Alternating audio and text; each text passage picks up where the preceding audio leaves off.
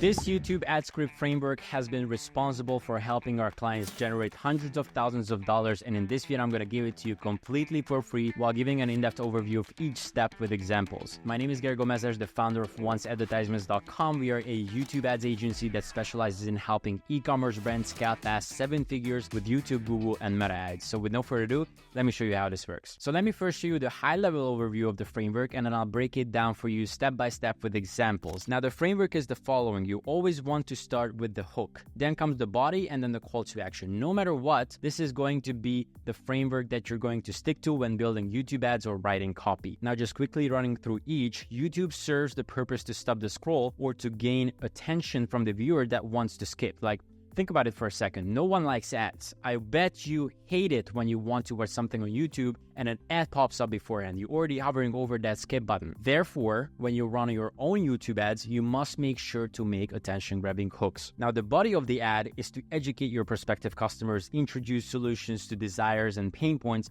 and most importantly, build trust. And then finally, at the end, you're going to make it very clear for the viewer what to do and what the next steps are to achieve XYZ desired outcome. Now let's go into the detailed framework. So this basically follows the same structure. So hook, body, call to action, but as you can see, the body and the call to action is divided into multiple steps. So let's dive more into the hook. Now this is hands down the most important part of your ad because this is exactly what makes or breaks your entire funnel or website. So it's your first and only opportunity to hook people and grab their viewers' attention. Now, I want to be really clear because I've heard it in the past and most people think that your hook is supposed to be like the first 10% of your ad. And that's nothing further away from the truth. Your hook can be as long as you want. There's no hard data and there's no one-size-fits-all structure to create a hook. But I'll show you what works for us and what's worked for onceadvertisements.com. But please, next time a copywriting guru stops and tells you, hey, your hook should be X long, just completely ignore that because they don't know what they're talking about. There's exactly no limit on how long those hooks should be. We typically keep them between 30 to 50 seconds with indirect openers. And then,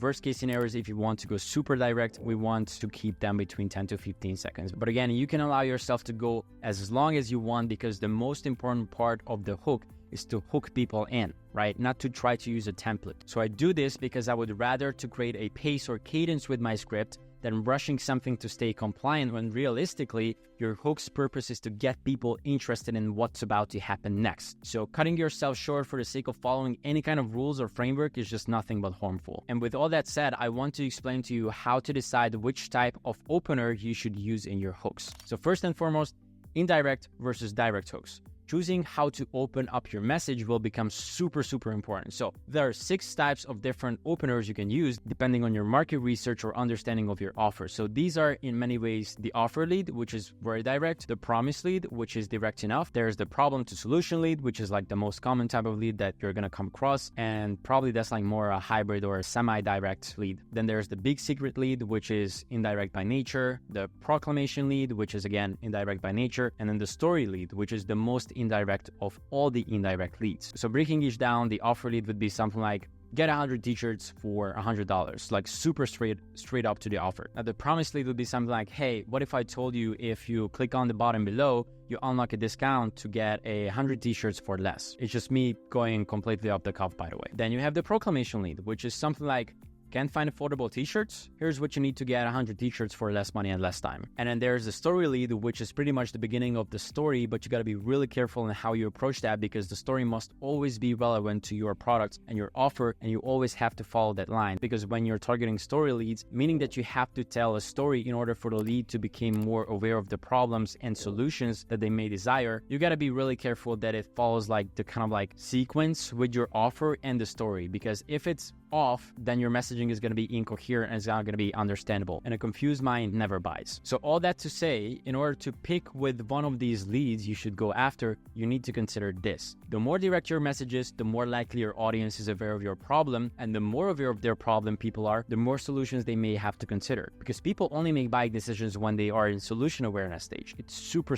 important. Therefore, your hooks need to bridge the gap between the problem and the solutions to set the tone for the trade-off. And a great example of this would be pretty much I'm stuck in this negative emotion and all I know is the problem that I'm experiencing right now and I will never buy. Because again, a confused mind never buys. You need to take them from that negative state to the higher emotional state and that only comes by hinting at a solution. It could be what they can do or how they can do it, but if you're always stuck in the why and never shed a light on the solution that they may experience after they go through, whatever revelation you're going to show, you're not going to get action. You're not going to get that click. Now, the very first step that comes after the hook is the how. You need to show your prospective customers how they can achieve the desired outcome or the solutions to the pain point that you just highlighted in your hook. And this section is like a short story or like an introduction to your products or services. It doesn't need to be long. It can be just, a couple lines introducing the sort of vehicle they'll need to achieve the XYZ desired outcome. And so this is where you position your product as the vehicle they'll need to use. And not only that, but you also need to show proof.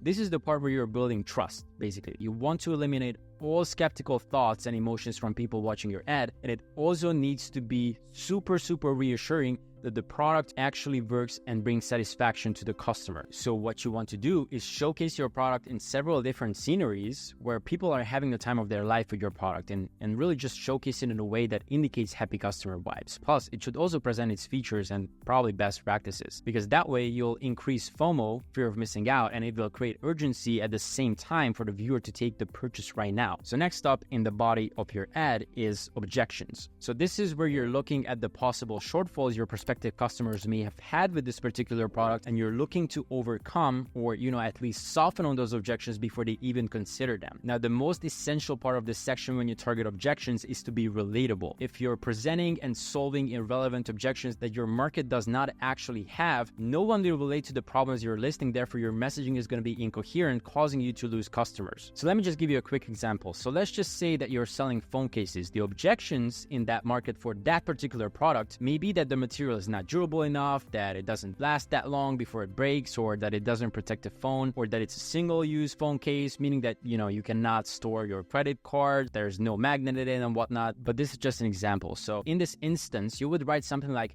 again, let's say happy customers of yours talks about your phone case like this. Hey, it's such a positive experience because now I can finally be assured that my phone will not break, while being able to attach it to any magnetic port without having to buy any further cheap gadgets to hold my phone. And I can also store all my credit cards in one place. So this is just me eliminating all objections before they even consider that. And then you go into the transition phase, which basically serves the purpose of connecting the body with the call to action, so that it's not just separate blocks of text, but a coherent structure of the story. So the transition would be something like also connecting to the previous part of the body. I can finally be assured that my phone will not break while being able to connect it to any magnetic port without having to buy gadgets to my phone to hold it. And I can also store all my credit cards. And then the transition.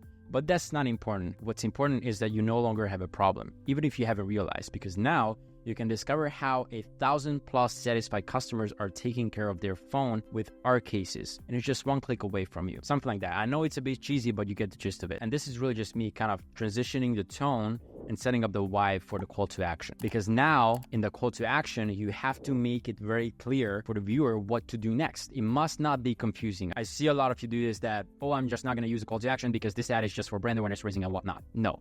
That's absolutely wrong. Every single form of ad is a form of brand awareness raising anyways. So do yourself a favor and do not waste money on buying media if you don't lead them to take a specific action. So you always want to use call to action. Whether it's only just learning more about it on the website or purchasing straight away. Now, continuing our previous example, the call to action here would be something like, again, continuing from the previous chapter, because now you can discover how you can, how 1,000+ satisfied customers are, taking care of their phone with our cases, and it's just one click away from you. And then comes the call to action, because if you click or tap on the bottom below, you will land here. A simple page with a video or a product demo or, whatever you're selling. A video you can watch now. A video you can watch now for free. No email, no phone number, no BS, nothing. Just a video. Now, so again, what happened? We made it very clear for the viewer what we want them to do, and also told them what they can expect if they take the action. It's super important to show what they can expect if they click, as it helps eliminate any skeptical thoughts. Then the next question the viewer most probably has is, why should they click now? Like, why is it so important and urgent to do it right now? And that's exactly why after the call to action, you're going to use your offers and promotions such as limited editions, limited discounts, and any other promotional deals that create urgency and fear of missing out and scarcity to actually have them pull the trigger right now. And then lastly, you're going to end with a reminder. This is super important. Again, always end your YouTube ads with a reminder to reinforce what action you want them to take in order to achieve that desired outcome. So just to end this with kind of like the same example that I've given before, the reminder for this particular example would be something like, so if this is something you want, go click that button,